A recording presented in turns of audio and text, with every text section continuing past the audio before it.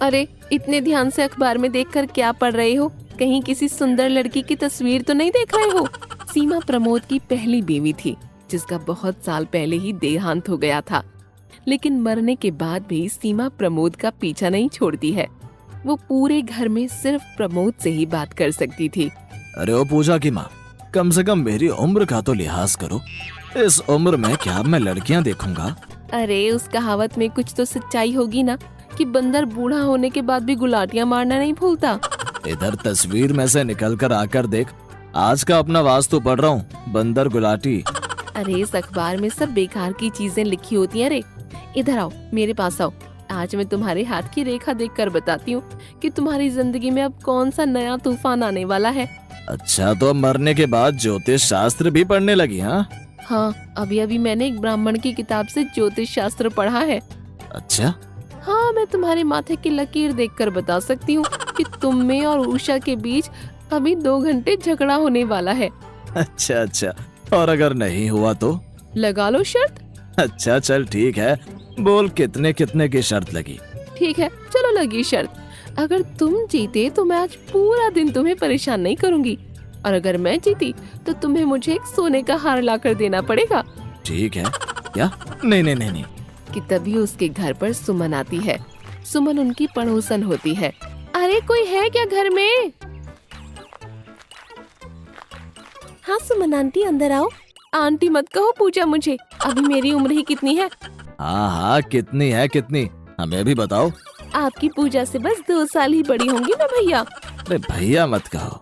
तो अब क्या वो तुमको पियाजी बोलेगी? हाँ हाँ पूजा आंटी, आप बस मुझसे 2 साल ही बड़ी हैं। आंटी मत कहो मुझे, हाँ नहीं तो। हाँ हाँ बैठिए। अरे पूजा, उषा घर में नहीं है क्या? उषा प्रमोद की दूसरी बीवी होती है। आंटी आंटी मत कहो, हाँ नहीं तो। वो मम्मी अंदर ही है, अभी आती ही होंगी। अरे सुमन तुम आओ आओ और बताओ कैसी हो तुम? उषा मैं तो एकदम मजे में हूँ। अरे पूजा, अपनी आंटी के लिए चाय लेकर आओ। आंटी मत कहो, हाँ नहीं तो। अरे सुमन कुछ काम था?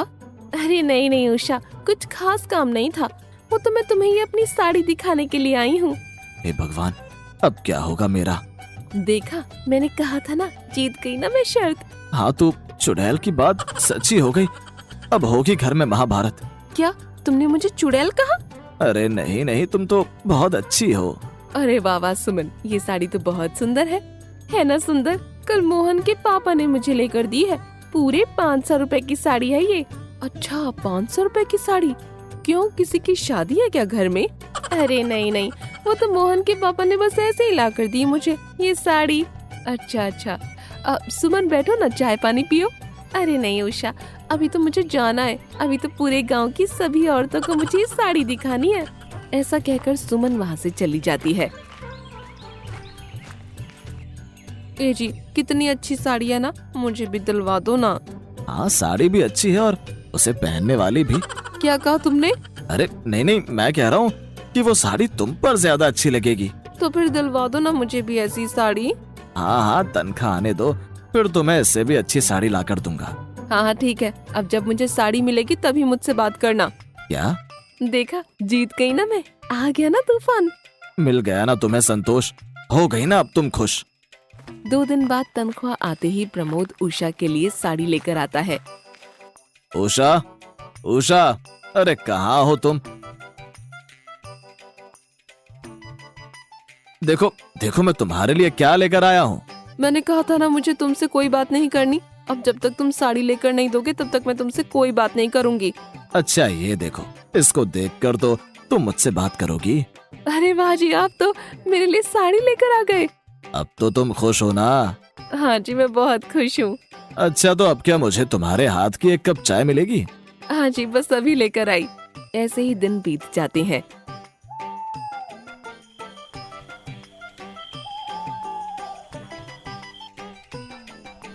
एक दिन, अरे कोई है क्या घर में? आइए सुमन आंटी, अंदर आइए। आंटी मत कहो मुझे, हाँ नहीं तो। अच्छा अच्छा, आप अंदर तो आइए। अरे सुमन आओ आओ, आज यहाँ कैसे आना हुआ? अरे उषा, मैं तो बस तुझे ये हार दिखाने आई थी। अरे वाह, ये तो बहुत सुंदर हार है ना पूजा? देख सुमन आंटी का हार कितना सुंदर है ना। आंटी मत कहो, हाँ नहीं तो। अरे सुमन आंटी, आंटी मत कहो, हाँ नहीं तो। अरे मैंने सुना है कि गांव में बहुत चोरियां हो रही हैं। अरे पूजा क्यों डरा रही है सुमन को? अरे नहीं माँ, मैंने सुना है कि गांव में बहुत चोरियां हो रही हैं। यही, लेकिन बंद घरों में चोरियां हो रही हैं। जहाँ पर लोग रहते हैं उन घरों में चोरियां नहीं हो रही हैं। हाँ तो सुमन तो हमेशा घर पर ही रहती है। अच्छा चल, जा जाकर सुमन आंटी के लिए चाय ले आ। आंटी मत कहो ना, हाँ नहीं तो। अच्छा सुमन, बैठो तो, आओ। अरे नहीं नहीं उषा, मुझे कुछ नहीं पीना, मुझे जाना है। हाँ, अभी तो आप पूरे गांव की औरतों को अपना हार दिखाने जाओगी, है ना? और क्या, चल ठीक है, मैं जाती हूँ। ऐसा कहकर सुमन वहाँ से चली जाती है। माँ, अब क्या आप पापा से हार के लिए बोलोगी? नहीं बेटा, मुझे पता है हमारे घर की क्या हालत है। जो वो मुझे दे सकते हैं मैं उनसे बस वही चीज मांगती हूँ। मैं उनसे ऐसी कोई चीज नहीं मांगूंगी जिससे उन्हें दुख पहुँचे।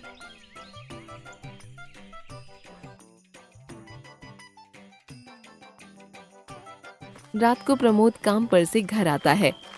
अरे उषा, जरा खाना लगा दो, बहुत तेज भूख लग रही है। अरे पापा, आप आ गए। पापा, आपको पता है मोहन भैया के पापा ने सुमन आंटी को एक हार खरीद कर दिया है।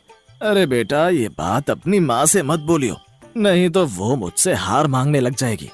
नहीं पापा, माँ को पता है कि आप माँ को क्या दे सकते हो, इसलिए वो आपसे हार के लिए जिद नहीं करेंगी। चलो, ये तो अच्छा है। वो दोनों बाप बेटी बात कर ही रहे होते हैं कि तभी उनके घर सुमन आती है। अरे उषा, ओ उषा, कहाँ हो? अरे वाह, चुड़ैल का नाम लिया, चुड़ैल हाजिर। पूजा, ये क्या बोल रही हो? चुप करो। अरे क्या हुआ, आप इतनी घबराई हुई क्यों है सुमन आंटी? आंटी मत कहो, हाँ नहीं तो। अरे सुमन, क्या हुआ? तुम इतनी रात को, क्या हुआ? सब ठीक तो है ना? अरे उषा, वो मुझे शहर जाना है। अरे सुमन, सब खैरियत तो है ना? इतनी रात को शहर? हाँ उषा, वो क्या है ना, शहर में जो मेरा भाई रहता है ना, रमेश, उसका गाड़ी से एक्सीडेंट हो गया है, तो जल्दी ही मुझे उसे देखने शहर जाना है। अच्छा, तो सुमन बताओ, हम तुम्हारी क्या मदद कर सकते हैं? वो सुबह पूजा बता रही थी ना कि आजकल बंद घरों में चोरियां हो रही हैं, तो मैं सोच रही थी कि उषा, ये हार ना, इसे तुम अपने पास रख लो, जब मैं शहर से आऊंगी तो तुमसे ले लूंगी। मुझे तो कुछ घोटाला लग रहा है। सुबह ही पूजा ने इसे चोरियों की बात बताई और अब ये हार लेकर यहाँ गई। पूजा के पापा, सुनो, तुम इसे यहाँ हार रखने से मना कर दो। अरे नहीं, हम इसे यहाँ कैसे रख सकते हैं?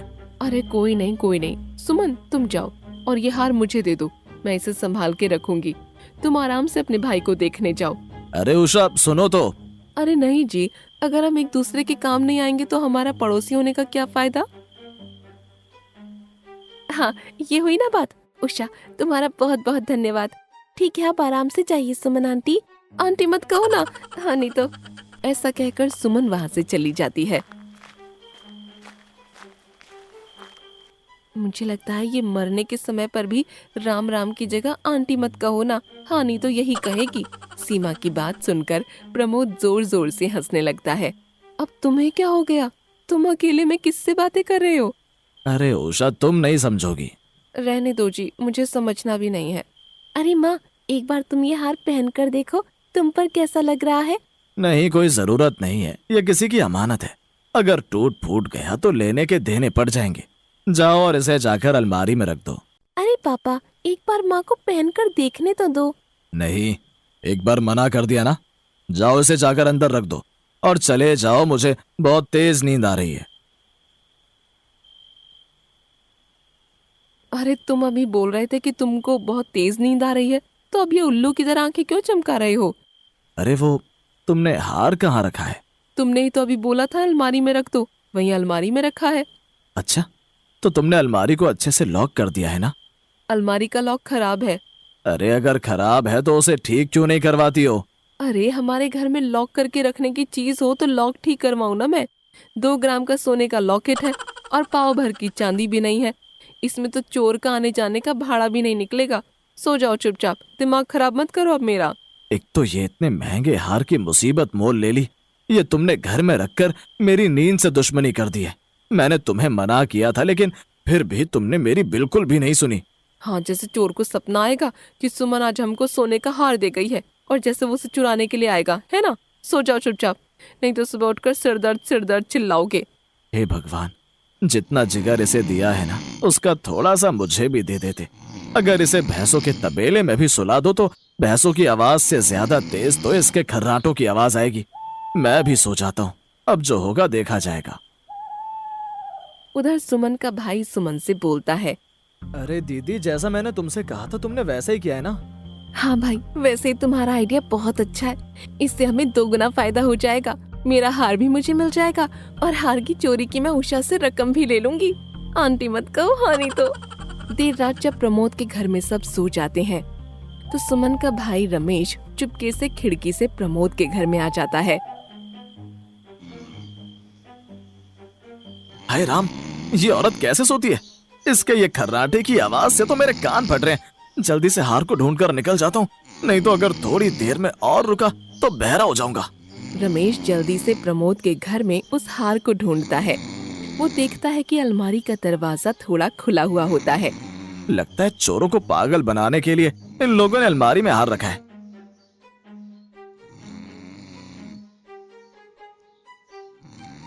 अरे वाह, आखिर मुझे हार मिल ही गया। वो जैसे ही हार लेकर भागने की कोशिश करता है कि तभी उससे साइड में रखा हुआ पानी का जग गिर जाता है। ये क्या कर दिया मैंने? आवाज सुनकर प्रमोद की आंख खुल जाती है। तभी वो देखता है कि वहाँ पर कोई है। कौन है वहाँ? कौन है? प्रमोद की आवाज सुनकर रमेश वहाँ से भागने की कोशिश करता है। चोर चोर, अरे पकड़ो चोर। रमेश भाग ही रहा होता है कि तभी पूजा सामने से आकर पैर मारकर उसे नीचे गिरा देती है। लग गई रे, छोड़ दो मुझे, छोड़ दो। ये सब देखकर उषा की आंख खुल जाती है और वो जल्दी से जाकर लाइट ऑन कर देती है। अरे अरे, ये तो सुमन का भाई रमेश है। सुमन का भाई? ये यहाँ क्या कर रहा है? लेकिन पापा, सुमन आंटी ने तो कहा था कि उनके भाई का एक्सीडेंट हो गया है। उन लोगों की आवाज सुनकर गांव के लोग इकट्ठा हो जाते हैं और सुमन के भाई को बांध देते हैं। और ये सब देखकर दूर खड़ी सुमन डर जाती है। ये क्या हो गया? हमारे लालच की वजह से मेरा भाई पकड़ा गया, और अगर उसने सबको मेरे बारे में बता दिया कि मैं भी उसके साथ मिली हुई थी तो मोहन के पापा तो मेरा बुरा हाल कर देंगे। बता, तू यहाँ क्या करने आया था? और सुमन ने तो कहा था कि तेरा एक्सीडेंट हो गया और वो तुझसे मिलने शहर गई है। बता जल्दी बता, नहीं तो ये सब गांव वाले मिलकर तुझे इतना मारेंगे कि तू अपना नाम भी भूल जाएगा।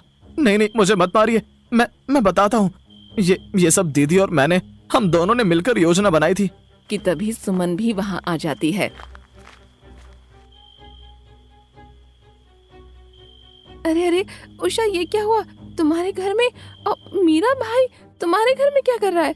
ये तो तुम बताओ कि तुम्हारा भाई यहाँ हमारे घर में क्या कर रहा है?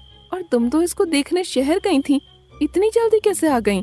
अरे वो मैं इसे ही देखने गई थी, लेकिन किसी ने बताया कि किसी ने हमारे साथ मजाक किया है, इसलिए मैं वापस आ गई। अच्छा, लेकिन तुम्हारे भाई ने तो बताया कि तुम कभी शहर गई ही नहीं थी और ये सब तुम दोनों भाई बहनों ने मिलकर चोरी करने की योजना बनाई है। अरे अरे, ये क्या बोल रहा है? ये झूठ बोल रहा है, मैंने कोई योजना नहीं बनाई। दीदी, आप झूठ क्यों बोल रही हो? आपने तो मुझे शहर से यहाँ चोरी करने बुलाया था। सुमन, तुम्हारा और तुम्हारे चोर भाई का खेल खत्म हो गया है। तुम दोनों के बारे में हमें सब पता लग गया है। उषा मुझे माफ कर दो, मेरे अंदर लालच आ गया था, मुझे माफ कर दो। माफी तो आपको बिल्कुल नहीं मिलेगी सुमन आंटी। आंटी मत कहो, हाँ नहीं तो। प्रमोद पुलिस को फोन करके बुलाता है।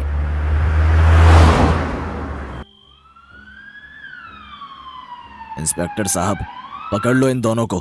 पुलिस उन दोनों को पकड़कर जेल में बंद कर देती है।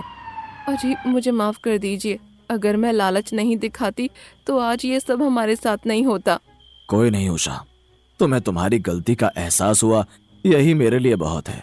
फिर प्रमोद का परिवार खुशी खुशी रहने लगता है, लेकिन उधर सुमन और उसका भाई रमेश जेल में बंद होकर रो रहे होते हैं।